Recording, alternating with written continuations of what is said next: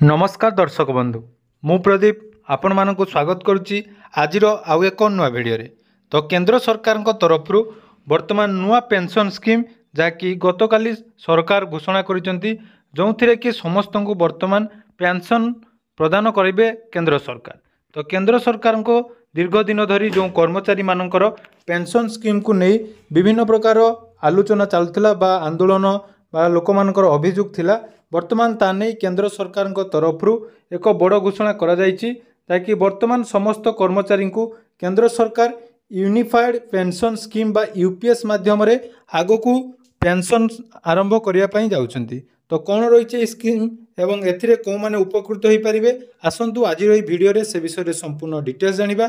ता पूर्वरु जदि चैनल को प्रथम थर विजिट करछंती वीडियो को लाइक करिवे, चैनल को सब्सक्राइब करनथिले एबे ही सब्सक्राइब करी पाखरे थिबा बेल आइकन को क्लिक करी ऑल सेट कर देबे।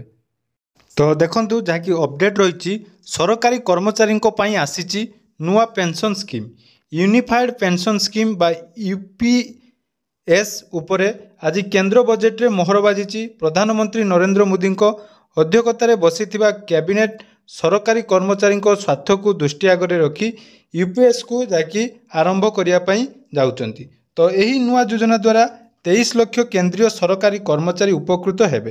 तेबे आसंतु जानिबा यूनिफाइड पेंशन योजना बा जाकि रही नुआ करी आपण मानकु मिलिबा पई जाउची यूपीएस एवं पूर्वरु जो नेशनल पेंशन स्कीम बा न्यू पेंशन स्कीम मध्य कौन रही पार्थक्य। तो जानिथिबे नूतन पेंशन स्कीम बा एनपीएस जो आसीथिला सेथिरे कर्मचारी मानकु दीर्घ दिनर विचाराधीन दाबी पर यही पदक्षेप ग्रहण करा जायछि। तेणु नूतन पेंशन स्कीम बदल रे सरकार वर्तमान यूपीएस बा यूनिफाइड पेंशन स्कीम लागू करिया पई जाउछंती।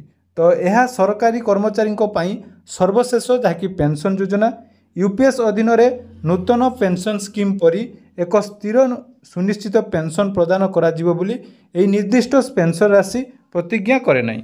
तेणु यूनिफाइड पेंशन स्कीम रे सुनिश्चित पेंशन पाइबा पई 25 वर्षर सर्वनिम्न योग्यता सेवा पई जहाँकि रही दरकार। अर्थात जो मैंने 25 वर्ष सरकारी कर्मचारी रे काम करिथिबे सेमानकु एथिरे सामिल करा जिवो एवं वेतनर 50% जहाँकि सेमानकु पेंशन प्रदान करा जिवो एवं सर्वनिम्न 10 वर्ष सेवा करिथिले कम सेवा अवधि पई यह देय आनुपातिक हेबो एवं निश्चित परिवार पेंशन जो रही एथिरे एक निश्चित परिवार पेंशन स्कीम मध्य रही जहा द्वारा कर्मचारी मौलिक वेतनर 60% कर्मचारी देहांत पर परिवार को दिज्व। अर्थात देखंतु जो माने 25 वर्ष मिनिमम 10 वर्ष रु 25 वर्ष सर्विस करिथिबे सेमानकु एही पेंशन स्कीम रे 50% पेंशन मिलिबो एवं तांको परिवारर बा मृत्यु परे परिवार को निज दरमार 60% पेंशन सरकार प्रदान करिवे। तेणु ये देखंतु एथिरे मध्य सर्वनिम्न जहाँकि रही 10% आपण मानकु बा 10 वर्ष सेवा करिथिबा बा चाकरी करिथिबा आवश्यक।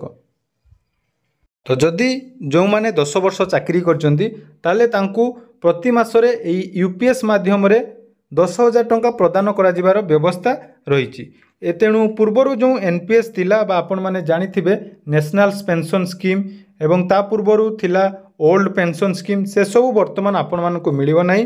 तेणु वर्तमान यूपीएस रे आपण मानकु एथिरे जाकी सरकार यही नुआ सुविधा आरंभ करने जाउछंती। तेणु ये यूपीएस रे को माने जोग दे पारिबे देखंतु ता नहीं मध्य सरकार निष्पत्ति नैचंती। तो यही योजना रे जोग देवा को निष्पत्ति नेबा को केंद्र सरकार कर्मचारी मानकर अधिकार रही। अर्थात जो माने पूर्वरु एनपीएस करचंती से माने चाहिले मध्य एप्रिल 1 2025 रु एही यूपीएस बा यूनिफाइड पेंशन स्कीम रे योगदान करि पारिबे।